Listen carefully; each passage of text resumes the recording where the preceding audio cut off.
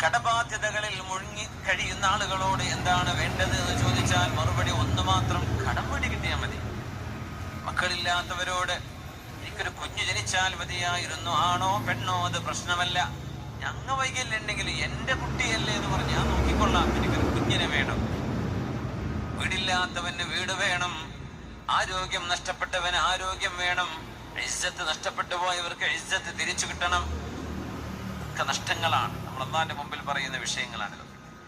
എന്നാൽ ഏറ്റവും വലിയ നഷ്ടം, ഏറ്റവും വലിയ ഹിർമാൻ, ഏറ്റവും വലിയ പരാജയം എന്ന് പറയുന്നത് ഒരു മനുഷ്യൻ അല്ലാഹുവിലേക്ക് അടുക്കാൻ സാധിക്കാതെ പോയെന്ന ബോധം വരുന്നത്. എനിക്ക് അല്ലാഹുവിനോട് അടുക്കാൻ കഴിഞ്ഞില്ലല്ലോ.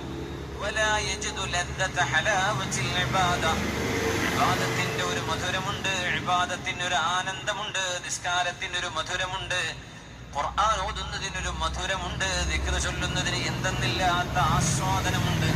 നാവുകൾ ചലിക്കുമ്പോഴും മനസ്സിനുള്ളിലേക്ക് ആ ഒരു മധുരം കയറി വരുന്നില്ലെങ്കിൽ ഒരു മനുഷ്യന് ലോകത്ത് നഷ്ടമാകുന്ന ഏറ്റവും വലിയ നഷ്ടം അൽ ഖുർബ് മിനല്ലാഹ്, അല്ലാഹുവിനോടുള്ള അടുപ്പം നഷ്ടമാകുന്നതാണ്. പിന്നെയോ ഇബാദത്തിന്റെ ആനന്ദം നഷ്ടപ്പെടുന്നതാണ്. സലഫ് സ്വാലിഹീങ്ങൾ പറയുന്നൊരു കൗതുകകരമായ നുക്തയുണ്ട്.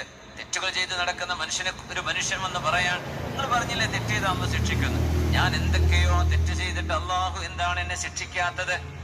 എനിക്കൊരു ശിക്ഷയും കാണുന്നില്ലല്ലോ, എന്റെ കച്ചവടം അതേപോലെ ഉഷാറായി പോകുന്നുണ്ട്, ഞാൻ അടിച്ചു പൊളിച്ച് ജീവിക്കുന്നുണ്ട്, ഞാൻ എല്ലാ കുരുത്തക്കേടും ചെയ്യുന്നുണ്ട്, എനിക്കൊന്നും ഞാൻ കണ്ടില്ലല്ലോ. അപ്പോഴാണ് നാദാഹു മുനാദിൻ, ഒരു അശരീരി കേൾക്കുകയാണ്: അമാ ഹുരിംത ലദ്ദത്തൽ ഖുർബി മഅല്ലാഹ്, അല്ലാഹുവിനോട് അടുക്കാൻ സാധിക്കുക എന്ന ഏറ്റവും വലിയ ആനന്ദം നിനക്ക് നഷ്ടപ്പെട്ടു പോയില്ലേ? അതാണ് നിനക്ക് ലഭിച്ച ഏറ്റവും വലിയ അദാബ്, ശിക്ഷ. അതാണ് വയശീബുൽ മർഉ ഫിൽ ഇസ്ലാം വലം തുഖബൽ ലഹു സ്വലാഹ്, ഒരു നിസ്കാരം പോലും സ്വീകരിക്കപ്പെട്ടതായിട്ട് ഇല്ലാതെ പോകുന്ന എത്രയോ ആളുകൾ മുസ്ലിമായി ജനിച്ച് നിരബാധിച്ചു മരിച്ചു പോകുന്നവരിൽ കാണാം. ഉല്ലം തുഖബൽ ലഹു സ്വലാഹ്, ഒരു നിസ്കാരം പോലും അല്ലാഹു സ്വീകരിച്ചു കാണില്ല.